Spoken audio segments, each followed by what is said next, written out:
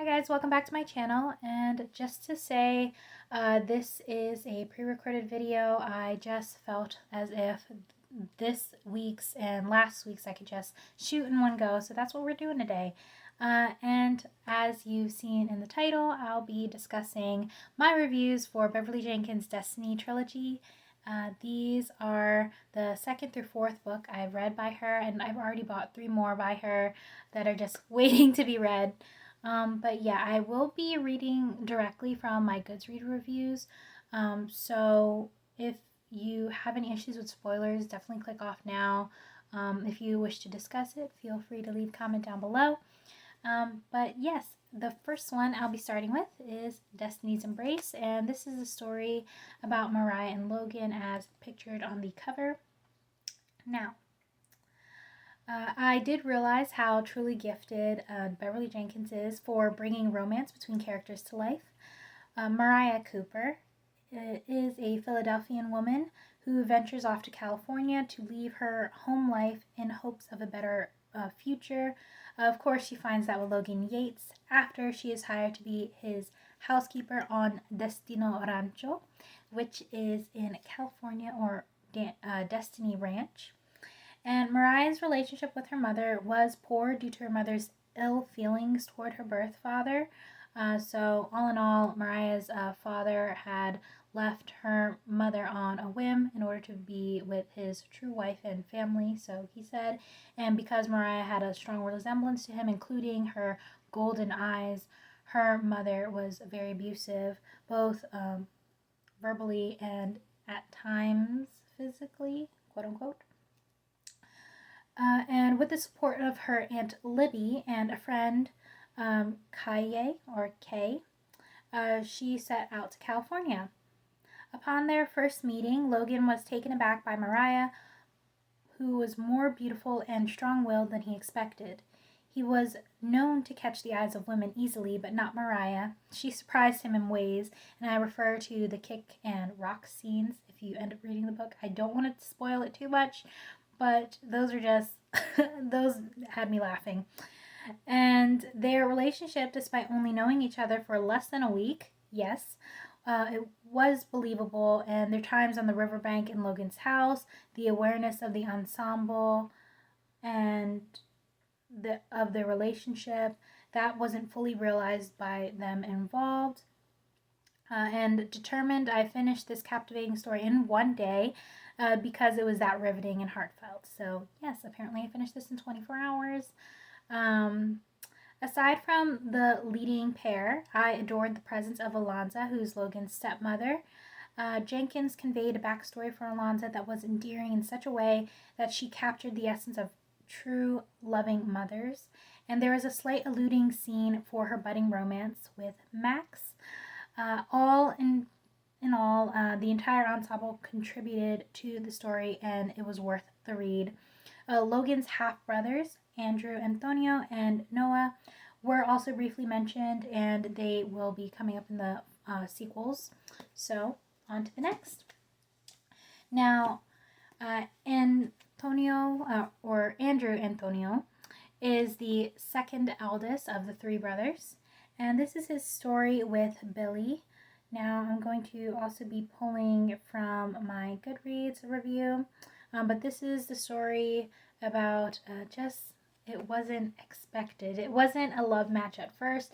It was a marriage of convenience, meaning that, well, just like it sounds, it wasn't out of love. It was for gain in some way. In this case, it was Billy to gain protection under Andrew's name of Yates in order to run from bad people.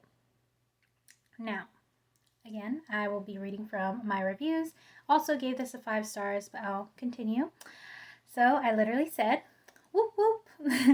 2 out of 3 destinies finished, and there's no turning back from you, Beverly Jenkins. Low-key, this book had me questioning my own values. I loved the hot and cold turned hot again relationship between Drew and Billy. The story immediately introduces the seductive passion between Drew and Billy's characters. Billy as a sex worker and Drew her client. Over time, of course, Billy learned she was pregnant and was forced to find other means of labor, being taken in by Addie. Addie's character was an old woman who had a history with Duchance, a man known for his undercut actions along the Barbary, excuse me. Because of this, she had her own motives for her actions, and I have to read in order to fully understand what I mean because I don't want to spoil that. Months later, Drew runs into Billy again and sees that she is pregnant. At the time, she didn't know who the father was until after the birth of the child. It was, in fact, their child. Since she had earlier made a deal with Duchance to give away her child, she immediately changed her mind after labor and fled to find Drew. When she did on the Destiny Ranch, Drew was in the middle of an engagement party which was shortly dissolved due to the revelation of conceiving a child with the W word. You could tell Drew was fairly angry in the beginning, as was Billy because of his anger towards her, but despite the negativity between them, Alonza, the mother, declared that they should be married and they followed suit. When they consummated their marriage, I really felt for Billy when Drew provided his sincere apology. I also enjoyed the following day when Drew also felt empty waking up in his bed alone. Drew left after that, and he left for San Francisco to return to his job, and didn't, he did so, and Billy started to familiarize herself with the community of Destiny Ranch and the surrounding neighbors. With the permission of Alonza, she was able to plant her own roses and even saved a neighbor from a bear, which earned her a lot of respect within the community. When he first took little Tonio out on the ranch with him by the water, Drew started to feel more fatherly, and at least he recognized his feelings toward his son.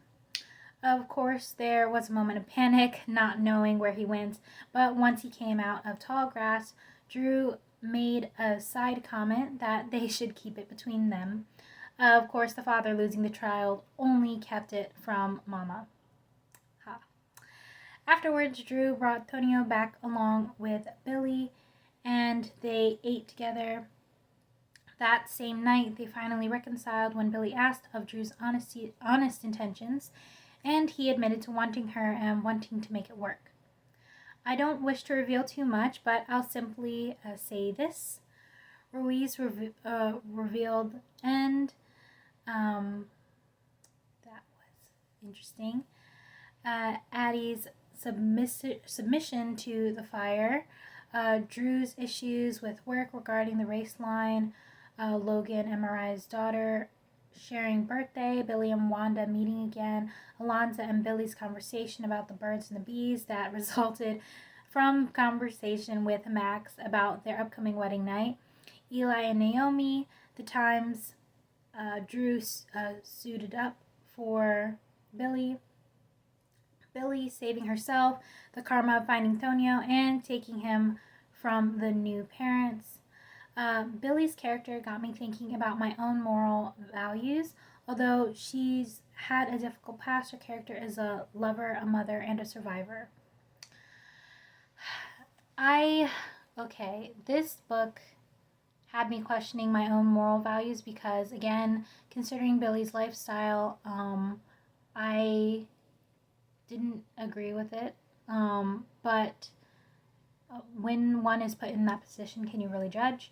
So yeah, this just really was an eye-opening book, not just because of the beautiful romance that is shared between Drew and Billy, but also with their son and having to be new parents together and co-parenting, Billy getting acquainted with the family and already having a good start with Mariah, Logan eventually rubbing off on her, Max and Alonza, they are officially engaged. And yeah, it was just a really enjoyable sequel to the first. But I'll be getting into Noah's story, which is again the conclusion of the trilogy. Now, Noah is the youngest son. Of course, this one was also 5 stars, as I'd mentioned. This is the story between Noah and Pilar. So again, I'm going to be reading directly from my Goodreads review. So this was truly a joyous conclusion to the Destiny series. All three brothers developed strong and loving relationships with each of their wives, expanding the family in a beautiful way. My first completed series by Beverly Jenkins, but it's not the last, I am sure. I will admit, the first couple of chapters I had to adjust to the lingo about pirate life and ship life in general. This was my first pirate romance, technically, but nonetheless, I enjoyed it. Noah, being the youngest of Alonzo's children, had a difficult introduction to sailing life. It eventually resulted in him building his own career out of it with a partner, but that attention made him an easier target for Pilar and her fellow rebels in Cuba. After stealing his ship and sending him away, Noah promised to find her, and that he did, of course. Noah did come into contact with people who offered proof of her whereabouts, but ultimately found dead ends. Luck would have it that they would meet in Florida at one of Pilar's uncle's celebrations.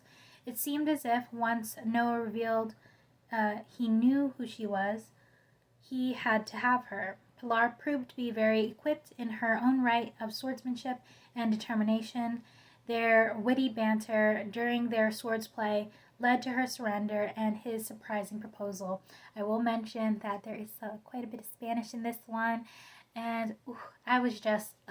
Spanish is a pretty sexy language, I will have to say, if not the sexiest in my opinion, but I'll deal with that later. And he did offer to court her. However, Pilar's past potentially made her wanted by Spanish authorities, and it encouraged a quick marriage. Thus, after they were married, they set out for Rancho Destino for Pilar's safety, in addition to being acquainted with his family for the first time. Pilar left behind her mother and sister, Dessa and Donita, in Florida under the protection of her uncle. This was the first journey away without her immediate family and the furthest she had ever gone from Cuba. Aside from taking good care of her, Noah did prove at times to be hurting from his past, of which I would not reveal the contents here, because it's just somewhat pretty intense. Just some PTSD issue here. That's what it seems like. So I just won't go into that. You'll have to read to find out.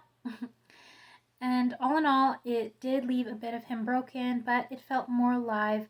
He felt more alive with Pilar around. He even had a little nickname for her. He called her Pequeño Parita, which means my little pirate, and I thought that was really cute. I love that they were able to converse in both English and Spanish. Spanish, in my opinion, like I said here, is the sexiest language to ever exist. While the newlyweds finally reached Rancho Destino, I love how the family accepted Pilar with open arms.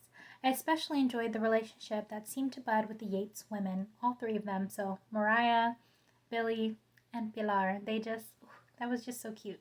Oh, and of course Alonza. There was a little outing that they went on. It was kind of cute.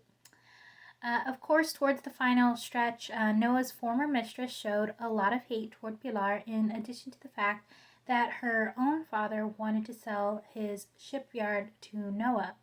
She, being a woman, was deemed unfit to run the shipyard regardless of her involvement throughout her life. Again, I'm referring to his ex-fiance. So she found a partnership with someone from Pilar's past and had attempted to hurt Noah. Of course, he pulls through, and Pilar stood up for him in a way that he didn't find out until much later. Pilar served as an excellent addition to the family. Like Mariah and Billy, she wanted to earn her keep regardless of the family's objections. In doing so, she was able to show them a way that was more humane of taking care of horses, training rather than breaking their spirits. Logan and Mariah with their darling Maria, who's their daughter. Drew and Billy with their Tonio and later Abe, so they have sons. Max and Alonza, they finally get married and consummate their marriage. And even Eli and Naomi had their happy ending, who were supporting characters that were mentioned in every book, and that was just lovely to see as well. Some of my favorite moments include Alonza and Max's long-awaited marriage and consummation, Noah learning who Pilar was, their swords play, their brief courtship, time at the beach, the Yates women shopping in town, and Pilar's stance, Billing running into a former client. So this happened at the shop. Pilar with Titan the horse, Pilar questioning Noah's attacker, and their happily ever after with twins. So yes, that concludes the trilogy. And again, I enjoyed all three of the books. These will probably hold a special place in my heart because not only is Beverly Jenkins so thorough, and she does make it historically accurate for a fictitious story. She always seems to add her references at the end of her book. So if you're ever interested in doing your own research, you can look into that for how life was for people of color. And she again makes it so diverse. The fact that it's not just, black people and white people, but she also incorporates some bilingual aspects and Hispanic aspects in here. And you get to see how over time the race line starts to be drawn realistically. Again, this is all fiction and these are made up characters, but it's inspired by things that could have potentially happened. And yeah, I will always honor this author for sure because I felt it, and the fact that she's able to make it such a diverse collection, a series of books, and these again won't be my last. I will be sharing briefly in my following video what other books I bought during February, and that will feature some of hers as well as another person of color who is an author for historical romances. I will have to say that for myself, I did notice that aside from all genres seeming to be majority white, they don't seem to promote people of color too often. And I have to say that is quite a shame because it seems as if people who are identified as minorities tend to have the greatest understanding of making things and the importance of making things diverse. And Beverly Jenkins has been doing this since the 90s, apparently. Her first book was published in 96, I want to say. Again, I'm not sure, I didn't read it yet. But these were the first books I had gotten exposed to after Forbidden, which is another book of hers. That's the first of her Old West series, and those are relatively new. They were published in the 2010s, so I have yet to get hold of her older books and have definitely touched her more recent stuff. But the fact that she isn't more widely known does bother me because she's just so good and so rich, and the fact that not all authors, if any, I don't know how many, but not a lot of authors seem to be doing their research for historical romances about people of color because there's only a select few who even write about people of color, and even then they're usually people of color who write about the people of color, which I get. It's great for us to be telling our own stories, and who knows, maybe I'll say something about mine. I don't know. I could see myself potentially writing, but I'm not there yet. I'm still in school. So, yeah, but thanks for watching. Enjoyed my little rant, and until next time, again, I'll be pre-recording, so don't judge. So, until next time, take care, guys.